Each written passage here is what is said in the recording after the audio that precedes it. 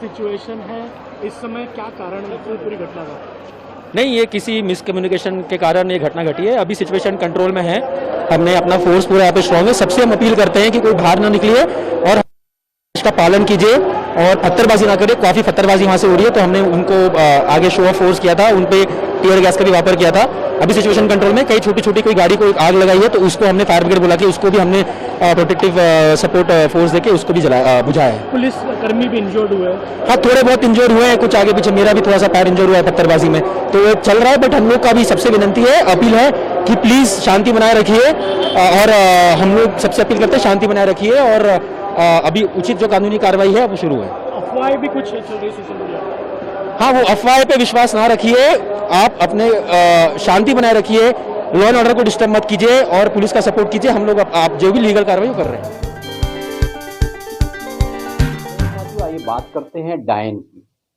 डायन का नाम तो आपने अक्सर सुना होगा। बड़े बूढ़ों ने बच्चों को डराने के लिए भी इस नाम का इस्तेमाल किया। और ये बताया जाता है, बचपन से मैं खुद सुन रहा हूँ, कि डायन खून पीती है।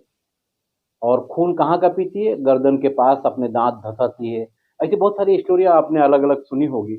मगर भारत की आज़ादी के बाद जो देखने को मिला, तो डायन का काम देश के कुछ नेताओं ने करना शुरू कर दिया।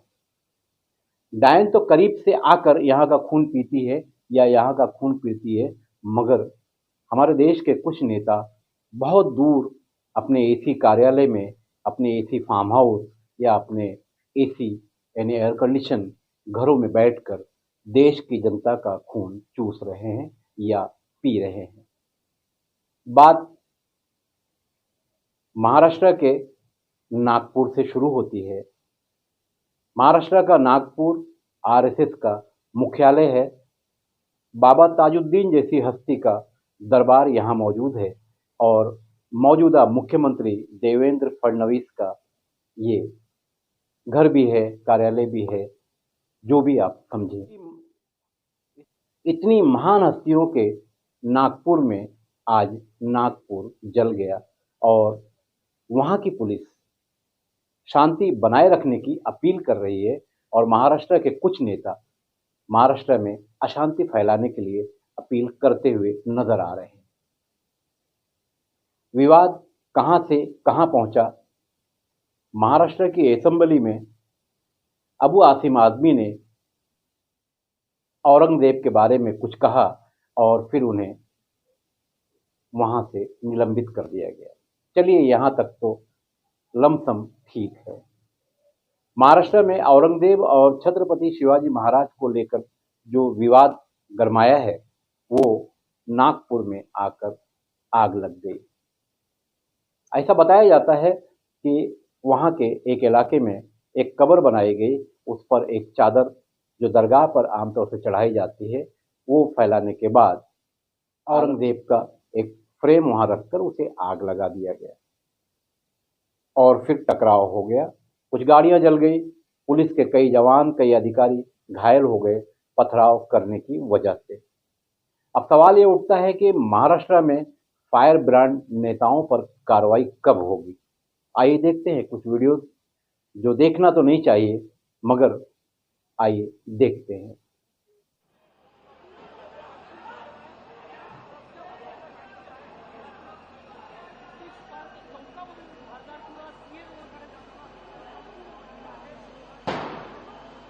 कोणता सर्व्हर होता? 6 नंबर.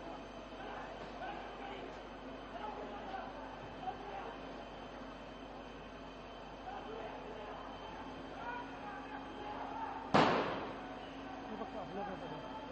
आपलं कसं आहे? लावून देता का बॅट? नाही, इथे पण ठेवून लावू.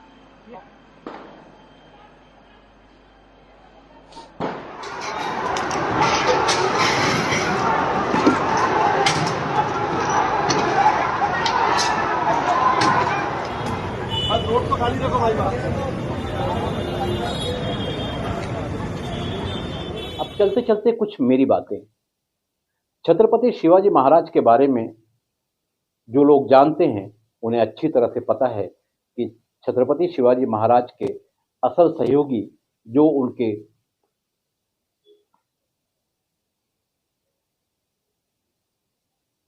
अंगरक्षक कहे जाए या सलाहकार कहे जाए या सिपह सालार कहे जाए, वो सब के सब कहीं ना कहीं मुस्लिम थे। औरंगजेब के चाहने वालों में हिंदू सिपह सालार भी हुआ करते थे।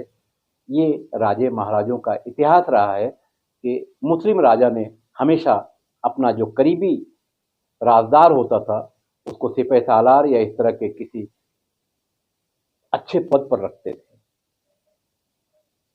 इसी तरह से हिंदू राजाओं का भी यही इतिहास रहा है कि वो अपने करीब के लोग, यहाँ तक कि अंगरक्षक, जिन्हें आप उनका सुरक्षा रक्षक भी कह सकते हैं, ऐसे लोगों को वो मुस्लिम रखा करते थे। ये उस दौर की बातें हैं जब हमारा और आपका पता भी नहीं था। मगर अब मुगल छत्रपति शिवाजी महाराज, हिंदू राजाओं की बातें, मुगल राजाओं के अत्याचार, यही सारी बातें बताकर देश में जो हो रहा है, देश में कोई नेता रोजगार की बात करने को तैयार नहीं है। यूथ के पास रोजगार नहीं है, उस पर बात करने को कोई तैयार नहीं है। हमारी करेंसी दिन प्रतिदिन गिरती जा रही है, उस पर कोई बात करने को तैयार नहीं है। अगर कोई बात करता है तो मुगल की या किसी नेता की या पाकिस्तान और बांग्लादेश की। तो आखिर हमारे देश के नेता साल के 12 महीने यही बातें क्यों करते हैं? जनता का ध्यान भटकाने के लिए ये काम किया जाता है और जनता समझने को तैयार नहीं है। चलते चलते मेरी एक और बात, मुगल दौर के जो शासक थे, उस दौर के जो हमारे देश के राजा थे, तो मुगल शासकों को भारत में बुलाया किसने, ये भी लोगों को बताने की ज़रूरत है। और मुगल शासकों के बाद देश में अंग्रेज आए, तो क्या हमारे देश के लोग काला पानी की सज़ा काटने वाले लोगों को भूल गए? क्या हमारे देश के लोग जनरल डायर जैसे नालायक अंग्रेज को भूल गए? इस तरह की ऐसी न जाने कितनी यातनाएं जो अंग्रेजों के द्वारा दी गई, उसे लोग भूलकर उसके पहले के शासकों को याद करते हैं कि वो शासक ऐसे थे, वो शासक ऐसे थे। महाराष्ट्र की राजनीति की अगर बात करें तो महाराष्ट्र का कारोबार हटाकर गुजरात ले जाया जा रहा है, उसके बारे में कोई बोलने को तैयार नहीं। मगर बात कुछ है तो सिर्फ और सिर्फ शिवाजी महाराज और औरंगजेब की। आखिर ये कब तक? महाराष्ट्र के आग लगाओ नेताओं